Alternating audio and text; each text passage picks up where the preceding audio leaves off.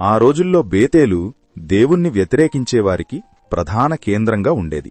పట్టణంలోని కొందరు యువకులు ఎలీషా వెంటపడి బోడివాడా ఎక్కిపొమ్ము, బోడివాడా ఎక్కిపొమ్ము అని అరుస్తూ హేళన చేశారు. అంటే నీ గురువు ఏలియా పరలోకానికి ఎక్కిపోయినట్లు నువ్వు కూడా ఎక్కిపో అని అర్థం. వారు దేవుని ప్రవక్తను తిరస్కరించారు. ఎలీషా వ్యక్తిగత కోపంతో వారిని చంపలేదు.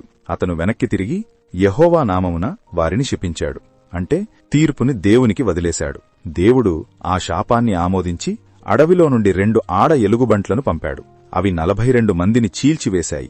చూడటానికి ఇది కఠినంగా అనిపించినా వీరు ఎలీషాను బోడితలవాడా అని హేళన చేయడం ద్వారా దేవుడు నియమించిన అభిషిక్తుడిని తృణీకరించారు. దీని ద్వారా మనం నేర్చుకోవలసిందేమిటంటే ఎదుటివారి శారీరక రూపాన్ని బట్టి వారిని తక్కువ చేయకూడదు. సామెతలు 3:34లో అపహాసకులను ఆయన అపహసించును, దీనుని ఎడల ఆయన దయచూపును. అలాగే ఒక వ్యక్తి వయస్సుతో సంబంధం లేకుండా దేవుడు వారికిచ్చిన హోదాను మరియు బాధ్యతను గౌరవించాలి.